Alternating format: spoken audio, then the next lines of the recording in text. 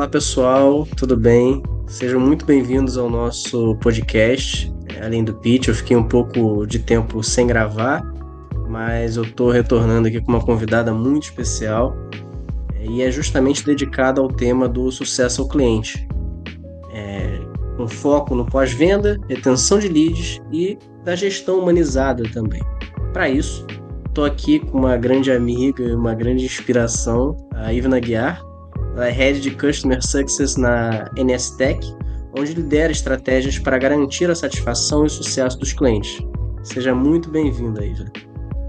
Muito obrigado, Flávio. Eu acho que é um prazer estar aqui. Eu tô amando a tua iniciativa e a gente sabe que a gente tem uma história de amizade, mas vai muito mais além, né? Acho que é legal trazer visões de negócio, legal falar um pouquinho do que precisa ser falado, para quem está querendo trilhar uma carreira, para quem também já faz parte. Então, agradeço muito o convite. Eu que agradeço, Ivna. É muito bom a gente poder ter esse papo. Eu queria começar com algo bem simples, mas que eu acho que para muita gente ainda é um pouco de um tabu. Queria que você me falasse um pouquinho do que é essa área de sucesso ao cliente. Eu acho que a primeira coisa, né, o sucesso do cliente. Parece simples, parece trivial, como a gente falou, mas não é. Acho que o sucesso do cliente, a área de sucesso do cliente, existe justamente porque a resposta não é fácil, né, do que é sucesso do cliente. Acho que o nosso propósito, ele está muito diretamente conectado com a origem dessa área, né? Quando a gente fala em sucesso do cliente, a gente relembra os tempos em que a gente vivia, né? A gente passa de um consumo de software, onde a gente vendia a licença on-premise, né? A gente comprava uma licença daquele software e usava aquela versão, e se você quisesse uma versão atualizada, possivelmente você teria que comprar uma outra licença. E a gente passa para uma visão de SaaS, né? O que a gente conhece como Software as Service. A ideia do Software as Service é muito parecida com os serviços de streaming que a gente tem hoje. Então, você paga uma assinatura para ter acesso àquele software. De fato, você não é dono, né? Tal como você vê na música, nos filmes. Quem é dono dos direitos e dos royalties, né? São as empresas de streaming. Porém, você tem direito ao acesso e você paga por esse acesso. Então, quando o consumo ele muda para uma visão de serviço, as empresas começaram a entender que eles precisam fidelizar. Antigamente você vendia e às vezes você pagava pelo serviço que dava um suporte, né, àquele software. Agora você paga pela licença. Então, a gente, como SaaS, a gente olha a longo prazo, né? Não adianta entrar um cliente hoje e sair daqui a alguns meses. A gente quer que o cliente fique anos com a gente. Então, a área de sucesso do cliente, ela vem muito como resposta a essa necessidade de fidelização. E o nosso objetivo, né, é de uma forma metrificada, acompanhar essa jornada do cliente, tudo que esse cliente vai viver aqui dentro, e fazer com que, né, os objetivos desse cliente casem muito com a necessidade, que ele veja cada vez mais necessidade do nosso software para atingir aquele objetivo. Então, a gente é um parceiro, a gente é um consultor, a gente acompanha o dia a dia daquele cliente, né? Dependendo da estratégia de sucesso do cliente que se utiliza, mas a ideia é justamente a gente gerar sucesso para o cliente e não que o cliente gere sucesso para a gente. Então é uma ótica um pouco invertida, né? É muito interessante porque acho que é algo que eu nunca tinha parado para pensar, assim, para realmente refletir sobre esse tema. E eu queria entender um pouco mais de como tem sido justamente essa tua jornada na NSTech como head, né? Porque você tem construído um time do zero, então quais têm sido os principais desafios, os teus principais aprendizados? Se você quiser também falar um pouquinho da NSTech para quem não conhece. Cara, a Inestec, ela é uma empresa jovem, né? A gente surgiu em 2020. Sumo e resumo de muitos M&As, então a gente comprou outras empresas dentro do mercado logístico. E a nossa ideia é poder atender ponta a ponta da logística dentro do Brasil, América Latina e eventualmente o mundo, né? A gente já está fora do Brasil em alguns países, Portugal, Angola, mas a ideia onde se constrói, né, o sucesso do cliente, que também é uma área nova dentro de uma empresa que é nova e jovial, vem de uma ideia muito recente. O nosso CEO, o Vasco, ele é um cara super inovador. Ele entendeu que precisava, né? A Nestec precisava ser um ecossistema integrado. Quando você fala de logística, você fala de muitos artefatos e muitos programas, softwares pequenos que atendem determinadas dores. Então a ideia foi, por que que a gente não pode atender como um todo o embarcador, o transportador?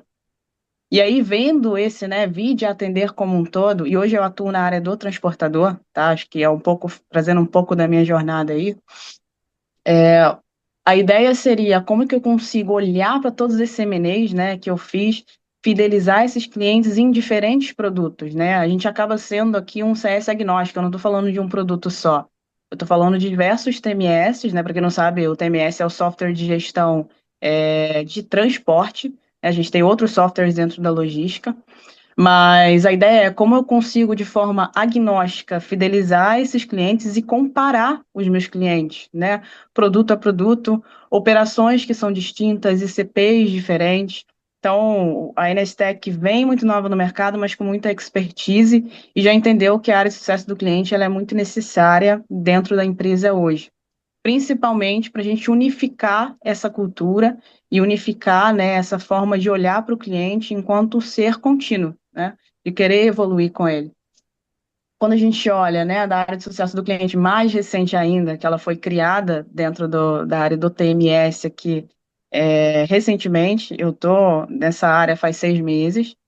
Eu venho de um background muito mais tecnicista, eu fui gerente de projetos durante bastante tempo. Eu estou na NSTech, né, no ecossistema como um todo, vai fazer 4 anos, porém 6 meses apenas de sucesso do cliente. Passei por áreas operacionais, da liderança operacional, por áreas de implementação de projetos, né, trabalhei um pouquinho também em uma outra empresa, a Orange, né, uma multinacional francesa, que tinha um aspecto diferente, um objetivo diferente, mas trabalhei na área de delivery, trabalhei na área de inside sales, então acho que eu passei por tudo um pouquinho, e a oportunidade de estar aqui hoje foi de fato uma oportunidade, né? A área de sucesso do cliente, para mim, é tão nova quanto o que eu estou fazendo hoje. Então, geralmente, a gente que vem muito da academia, né? A gente estuda primeiro, examina aquele objeto, o que que a gente quer e vai e parte para a profissão. Comigo, o sucesso do cliente aconteceu um pouco ao contrário, né? Eu tive uma oportunidade de assumir essa área. Eu achei que seria um aprendizado interessante para mim. E agora eu estou me inteirando, me jogando nesse mundo assim, e agora eu estou correndo atrás da literatura. Então fiz um pouco o processo reverso. Mas aí na área de B2B, né, de TI, eu já estou há quase 10 anos trabalhando nessa área. Então a gente vê que tem muita coisa em comum, apesar da peculiaridade de cada negócio. Não, muito inspirador a tua jornada, Evelyn. Muito legal ver isso acontecendo. Você, na sua fala, você citou inovação, e a gente vai voltar à inovação daqui a pouco, justamente porque eu sempre tento direcionar os papos aqui também para essa área, que é uma área que eu estou apaixonado. Mas eu queria falar um pouco de um outro tema que você comentou, que é a retenção, que eu acho que é algo muito importante para quem trabalha com B2Bs e com vendas no gerais.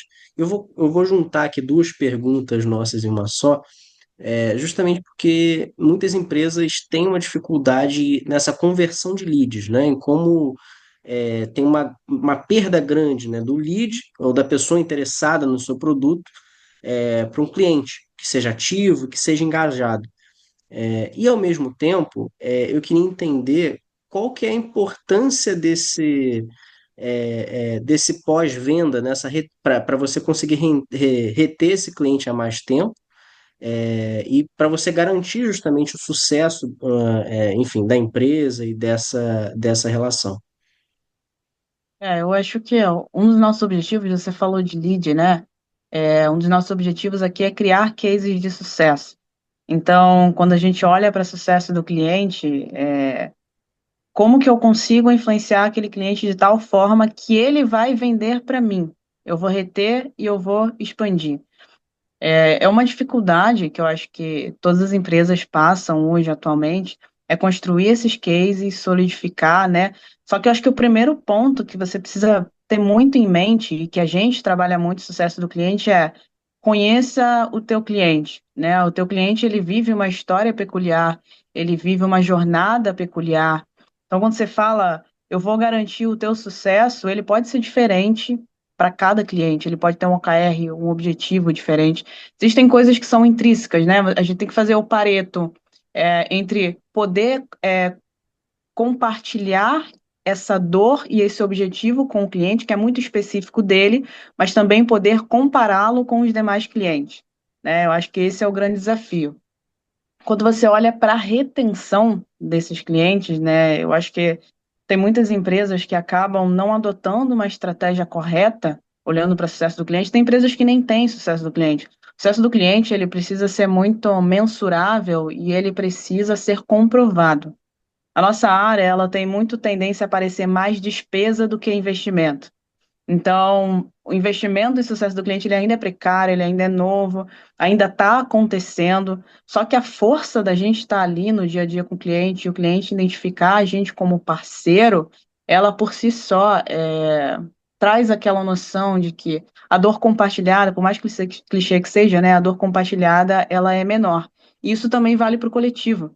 Então, o cliente saber que você está movimentando as dores dele, movimentando o que ele te trouxe, cara, é crucial para ele te sentir parte, né? Você é parte da jornada, você é uma extensão dele, mas em outra empresa. Acho que esse é o objetivo. E estratégias você tem que direcionar muito bem, né? Aqui a gente sabe que tem clientes de diferentes CPs, né? A gente fala muito de high touch, low touch, tech touch. Então, como que eu entro em contato e permaneço em contato com esses clientes? Como que eu alimento eles de informação? Você tem que adotar a estratégia correta para o seu perfil. Aqui, a gente lida com clientes, por exemplo, né, transportadores, que são donos de empresa. Se eu falar com um dono de uma empresa direto, cara, é um tipo de linguagem, né? Eu preciso conhecer aquele cliente, o que que ele espera que eu traga para ele, ou qual que é a jornada que ele quer trilhar. Às vezes ele quer ficar famoso, né? Famoso no sentido de ele quer atrair embarcadores para poder trazer cargas para ele, para poder ter mais rota. Às vezes é um cara que já é solidificado no mercado. Então, esse cara eu vou tratar de uma forma diferente, né? Apesar de eu ter um high touch com ele, ele é um cara que já tem uma área de TI estruturada, ele faz uma triagem de tudo que ele vai te passar. Então, você está lidando com uma outra persona totalmente diferente. E eu acho que existe um erro grande aí de muitas empresas olhando para a retenção, pensar na venda como um ativo único, um one shot, né? Você vendeu e para lá não existe esse pós-venda muito estruturado. Porque o cliente, quando ele compra alguma coisa de você, é óbvio que ele compra com objetivos racionais, né? Ele compra porque ele quer reduzir custo, ele compra porque ele quer investir em algo que vai trazer mais grana, mais receita para dentro. Ele compra porque ele quer uma experiência. Só que existe o lado humano também dentro disso tudo, né? O cliente que fechou com você, ele é uma instituição, mas ele também é uma persona. Existe um cara que confiou no teu produto ali dentro que tinha alguma coisa que tirava o sono desse cara. E ele acreditou que o seu produto resolveria. Então, como eu estou validando isso, né? O racional e também o humano aí dentro. Então, acho que é um mexidão, um cross muito interessante que você precisa fazer e identificar isso todo dia, né? Quem é o meu caso de sucesso, né? Quem é o cliente que vai levantar o meu produto para cima? Ele é um promotor, ele é um detrator, ele é um usuário. Cara, às vezes o usuário é que vai levantar o teu produto, é a chave, porque cliente nem sempre é o usuário. Inclusive em B2B, na maioria das vezes o cliente não é o usuário. Então, você também tem que encantar os dois, né? Então, cara, eu acho que é uma jornada, assim, intensa de você conhecer o seu cliente, querer ser parte, compadecer da dor, né? E também trazer esses insights para dentro de casa, né? Sempre um feedback muito contínuo. Isso é muito interessante. Você tocou de alguns pontos aí que eu vou destrinchar, assim, que eu acho bem interessante. Primeira delas, e a gente trabalhando aqui com inovação, você justamente mencionou esses tipos de comunicação, né? E um deles é a comunicação também a partir de, imagino, de tipo bois, né? De chatbots e de tudo que hoje a Uhum. inteligência artificial tem trazido. Então, eu queria entender justamente, com essa inovação e com essa automação e com tanta tecnologia, às vezes correria do dia a dia, como é que vocês equilibram esses recursos e na necessidade de você manter um atendimento personalizado humanizado no pós-venda, mas que às vezes precisa de um chatbot ou de algum processo ali mais automatizado para até para a coisa funcionar de forma mais efetiva. Hoje no meu time, né, eu tenho pessoas que elas são muito mais perto de serem consultivas, ou seja, elas estão mais presentes na vida do cliente, elas são mais high touch. E tem uma galera que atende uma carteira maior, então tem mais clientes e atuam de uma forma middle touch, né? A gente mistura um pouquinho de dados, né? Justamente de poder olhar e entender que esse cliente talvez precisa de um pouco mais de atenção com a ação humana. Eu acho que isso é necessário, vide o negócio que a gente tem hoje. Acho que diferentes empresas com negócios diferentes podem até lidar de uma forma tech touch muito boa, né? E o tech touch ser bom. Para a gente não é. Então a gente precisa equilibrar isso. O que o time de sucesso do cliente ele precisa muito é dados. A gente não existe sem dados.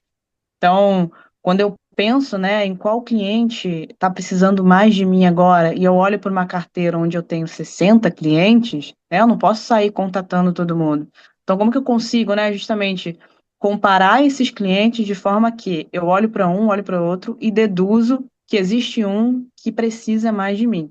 A gente tem um conceito no sucesso do cliente que a gente chama de health score, né, a saúde do cliente, o ponto de saúde. Então, quão mais esse cliente está perto de ser feliz com o nosso produto e o quão mais esse cliente está perto de um churn, né? De sair e não querer mais usar. Enfim, inclusive ser um detrator daí para fora.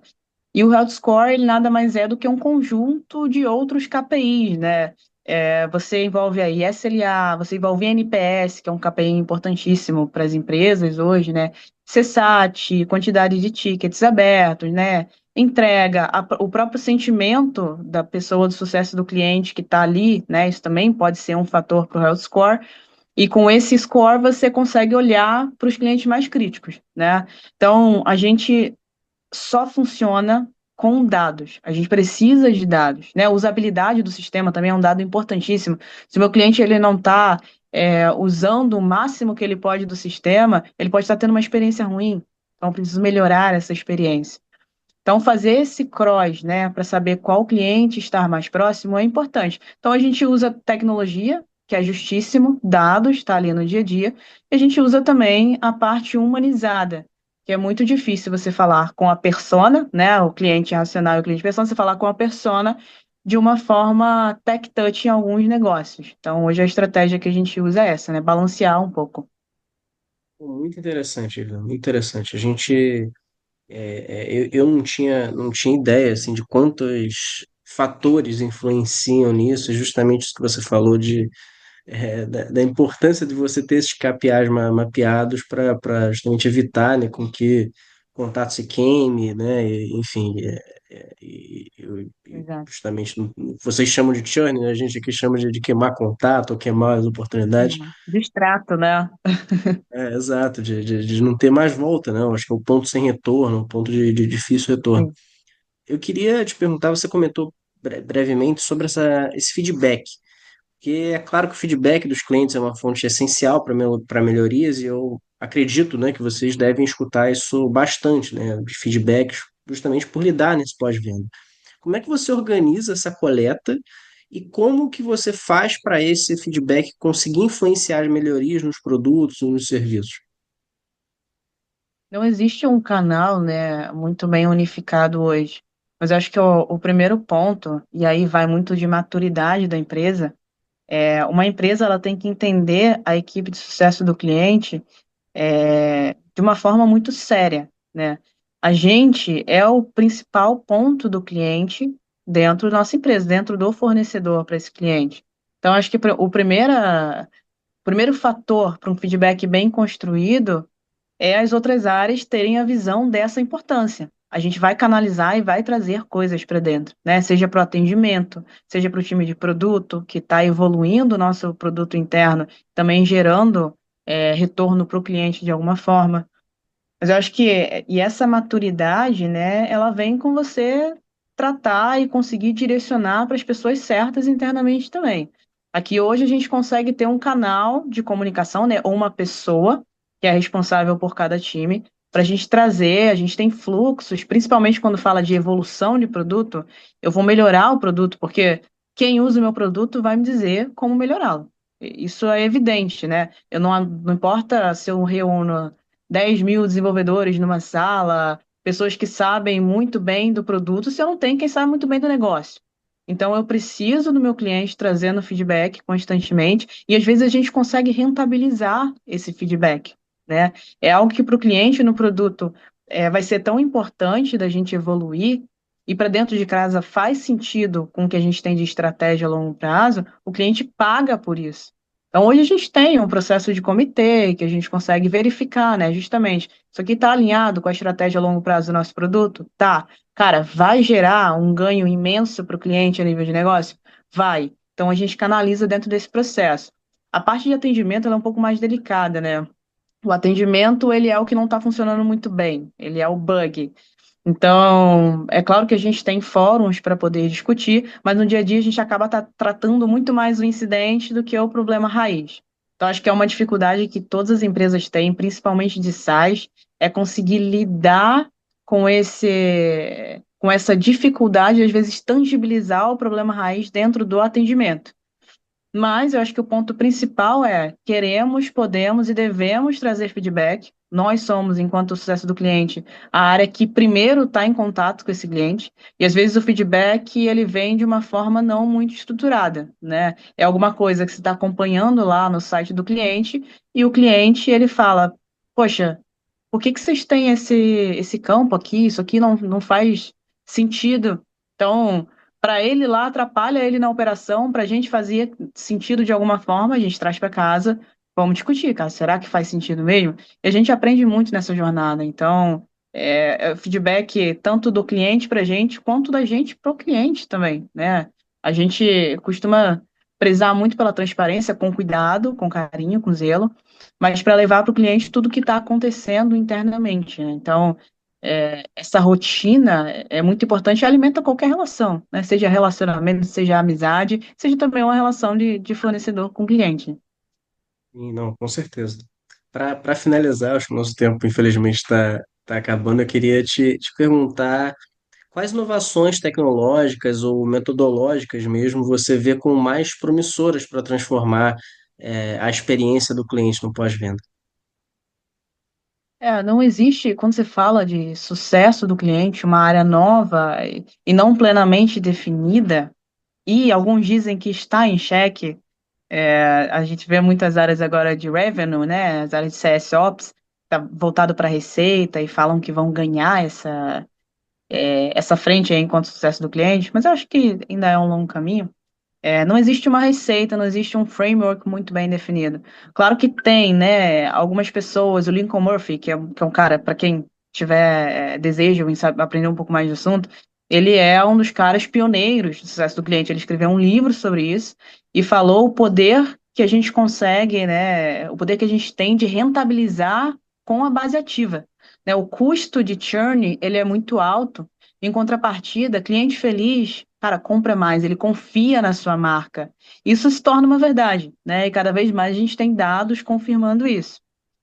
Mas a receita, eu acho que ela parte muito de uma ideia de ter informações. É muito do que eu falei, cara, conheça o teu cliente, conheça o teu negócio, conheça a tua empresa, o que a sua empresa tem a oferecer, conheça os caminhos que você consegue levar para esse cliente. Porque eu acho que não adianta você ter ou você assumir uma posição de eu quero te ajudar, mas você também não ter essa escutativa para entender o que o cliente está te pedindo de verdade, né? O cliente, às vezes, ele não sabe o que ele quer. Essa é uma realidade que a gente vê no mercado, né? A gente chega esperando que vai ser tudo bonitinho, o cliente vai te falar e você vai entregar, mas às vezes o cliente não sabe pedir, né? E se a gente não consegue lapidar para a pergunta certa, a gente também não vai ter a resposta correspondente. Então, acho que cada vez mais conhecer o ambiente onde você está, cara, onde o teu cliente quer estar, qual é o objetivo dele a longo prazo, a curto prazo, ele quer aumentar a receita, ele quer diminuir headcount, como que está o PNL desse cara, né, quando a gente fala de DRE, demonstração de resultados, é, é uma operação que tem mais custo, né, é uma operação que ela é mais cara por si só, ou tem muita despesa, né, como que eu posso ajudar? Porque se essa operação ela tem mais custo, reduzir custo. Cara, eu vou te ajudar a reduzir custo. Esse é o objetivo que a gente vai traçar junto.